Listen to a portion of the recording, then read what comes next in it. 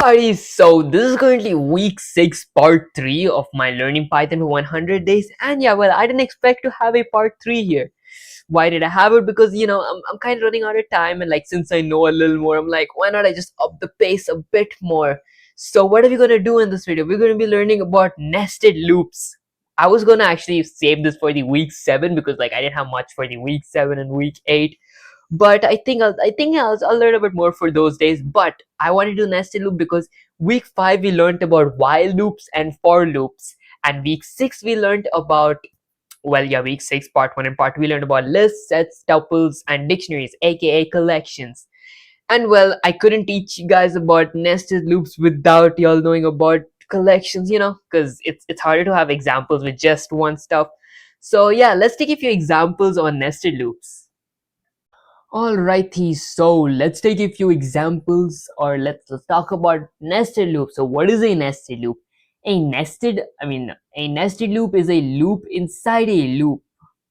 Yeah, so like it could be a while loop inside of a while loop, a for loop inside of a for loop, a for loop inside of a while loop inside of a for loop, etc. It could be like two while loops, one for loop, two for loops, one while loop. Yeah, you guys like get the gist of it, right?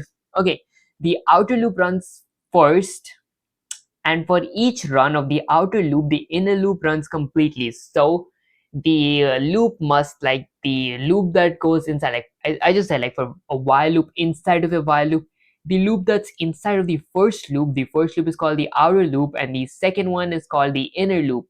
The inner loop must be indented inside the outer loop. I mean, like for the outer loop. So if I have something like while true, my next while true must be indented inside my first while true. I can do something like this. That's just going to give me, if I run this, is going to give me like an indentation error, expected an indentation block after while statement on line 5. So yeah, to indent it, you can just, to mass indent, you just got to highlight and hit tab, or um or like you could just hit tab. Okay, so that's basically what this statement means. And the first loop, the outer loop, runs first every time. Like if there is like a range, let's just take an example. Before that, let's like think of it like, for every number on a first, on like the first wheel, you spin through every number on the second wheel. Like think that there is like a wheel here, okay, like there is a circular wheel here. There is like 1 through 10 numbers written in it, and down I have 10 chances. I use my first chance, it spins through those 10 numbers, I get 6. I have 9 more chances left, so I like use it 9 more times. My the one that's here, like my button, that the like my 9 more chances, that's the first loop, that's the outer loop. And the inner loop is the 10 chances, so it goes through the 10 chances and it uses one chance. God, I made it sound so confusing. And like, guys, if this is like, if you guys don't understand this or anything, this is just me. I'm still a beginner, just teaching this all. But then after this series, I'm going to be making a detailed series. So like, be sure to stick around for that, because like once I get a little better at Python and everything, I can make like a detailed series for you guys. All right, so like let's take an example. Let's like draw a triangle of like emojis. So I'll make a variable, not variable, I'll make a for loop. For every row, in my range is again a series of numbers. I'll go with 3 and a colon. Now for the nested loop, remember I said we can add like a loop inside of a loop. So like for loop inside of a for loop. So I'll add another for loop inside of my outer loop. So this is my outer loop. I'll add an inner loop that's indented. So for every column, column, okay, for every row in my range, 3. And the second loop is for every column in my range, I don't know, let's go with like 5. Okay, I will print a symbol. Let me like copy paste a symbol, like just copy a symbol and paste it. There you go, the symbol looks good. Okay, and then now what if I were to print it? It's gonna print a whole line. Like you can like see it. So there's gonna be 15 here. That's 1 2 3 4 5 6 7 8 9 10, 11, 12, 13, 14, 15. Yeah, there are 15 here. But it's not like I want, it's not like a square. So to get everything in one line, you can use the end keyword. So just add a comma and equals to, I'll set it to like an empty string. Now if I run the command, it's all gonna be horizontal, if this is called horizontal. Okay, but it's still not a square. So I will like get out of my inner loop, and I will print I will print an empty print statement. Now if I run it, oh wow, there's like three rows. So the first one is in charge, the first loop is in charge of the rows, and the second is in charge of the columns. So 5 columns, 3 rows. I could change this to something, I don't know, like a dollar sign. There you go. Yeah, and like make this also like have a space here, and like bam.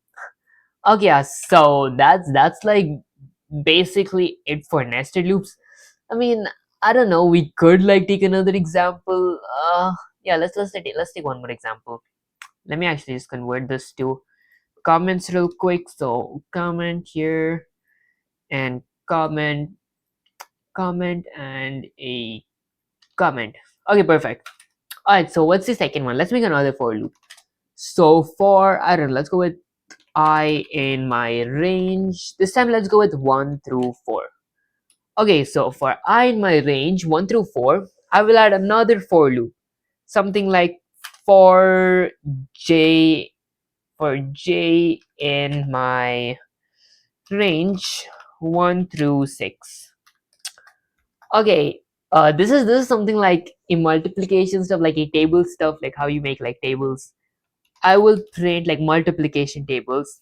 I'll print an f string, add a pair of curly parentheses, add my I to this, my whatever this is, like I don't know what this is called, like it's not called a variable.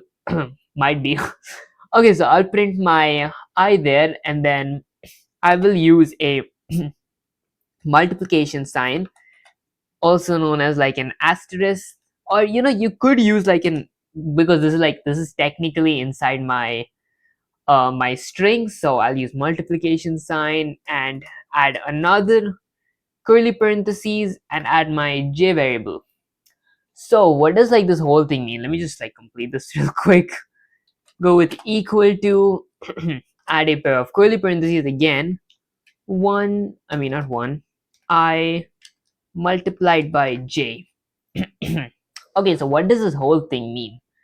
It says for I in my range, which is a series of numbers, going to go through 1 through 4. For every j in my range, it's 1 through 6, a character of number. This is like just for the show, like it's just going to be showing it, whatever my variable I is, and whatever my I variable is going to change. It's going to be 1, 2, 3, like it's going to be 0, 1, 2, 3. And my j is going to be like, let's like print it real quick. Yeah, I like I'm real bad at explaining it. Yeah, I'm just going to improve. So if I run the command, you see what I mean? So it printed the series 3 times. So 1 through 4, it printed it 3 times, like 1, 2, and 3, because it starts with 0. It's not going to print it like 0 times. So for j in my range 1 through 6, since this is 1 through 6, it's going to go from 1 through 5, if that made any sense, because the second number is, it's, I forgot what it's called. It's like, it's, they don't use the second. So if you're on 1 through 5, you need to type 1 comma 6. And now I made this for just like the showing, so like I could like remove this and just have my last one. This is like my formula, like I times z. So my I is like 1, so 1 times 1 is 1, 1 times 2 is 2, 1 times 3 is 3, 1 times 4 is 4, 1 times 5 is 5. Then it went with the second one.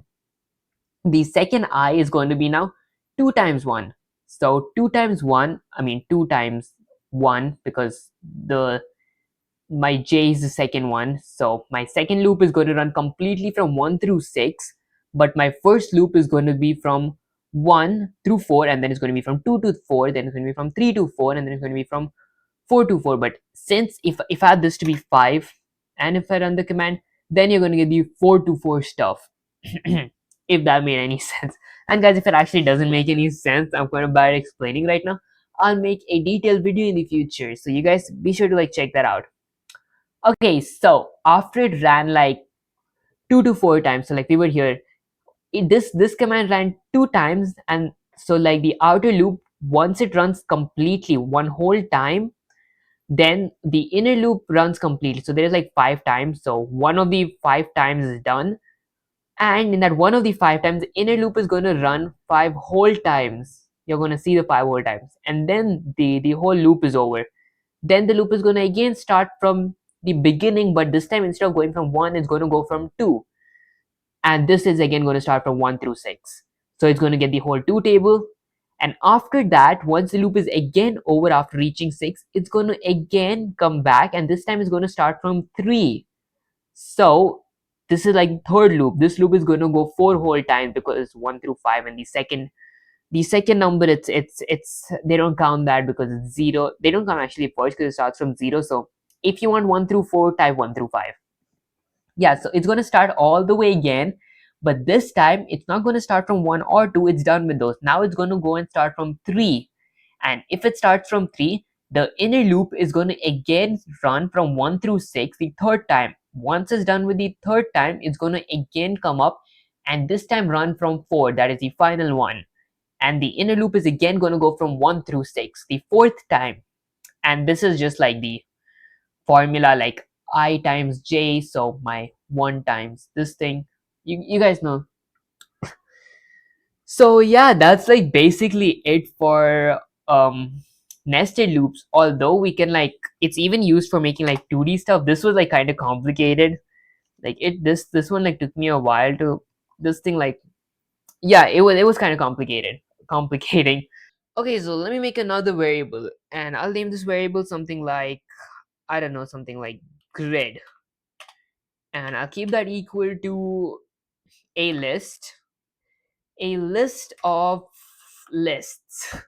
Okay, so the list of lists. This is why like we went through the collections first, because I couldn't like give this example without you guys knowing what a list is. Okay, so a list of lists. So I'll go with 1 and like 2, 3 inside my first list, and then comma. I will go here, make another list, go with 4, 5, 6. What am I making? You guys can think it as a keypad or like a number pad. shout out shout out to Chat GPT. Yeah, guys, because I don't got those many ideas. Okay, yeah, you know what? Let's just go with this grid. Okay, and now how do we make it like a 2D object? So if I were to just regularly print my grid variable and run the command, it's just going to print like this. Or if I wanted it to be like in separate lines, I could like go here and like print. Actually, no, man, it doesn't go with a separate line. All right, so what if I wanted to like get it exactly how it is, like this? So I'll go with like a for loop. So for every, I don't know, like row in my grid variable, I will add another loop. So for every num in my row, I will print my num variable. Why am I not printing my grid? Because my grid is going to be technically the same as what I printed here. Since my row is my first variable, I'm going to be using the row here. So for num in my row, so my row is like, it's the whole thing. If I were to like just print my regular row, like print my row, and this video is getting too long, guys. It's going to print it with these uh square brackets. To not, I don't want the square brackets, so I'm going to go with for every num in my row, I will print something like num end equals to here. Okay, why am I going with the end? Because if this end wasn't here and I run the command, it's gonna be in a straight line. The end keyword, the end keyword, it gets everything in a straight line. I'll add a space, that makes it look much better. Yeah, it gets everything in like a horizontal line. And then I will print an empty print statement. Oh, guys, it's exhausting. Okay, so there you go. It's like a 2D keeper, like a grid of like numbers. Okay, so well, that's basically it for nested loops. I made this video so long, and guys, again, if this was kind of confusing, because like I'm not that good at explaining it yet, I had to use a little help from ChatGPT to get these examples. But I did learn all this just for like, I know how it works. I just don't know how how to like explain it properly. Like like with all these examples just made in my head. Alright, so that's basically it for this video. So if you guys like this video, don't forget to like, share, subscribe. Liking helps with my algorithm. Sharing, you can help someone else with this video too. And subscribing is like a cherry on top. And I'll catch you guys in the next video. Peace. My voice is killing me.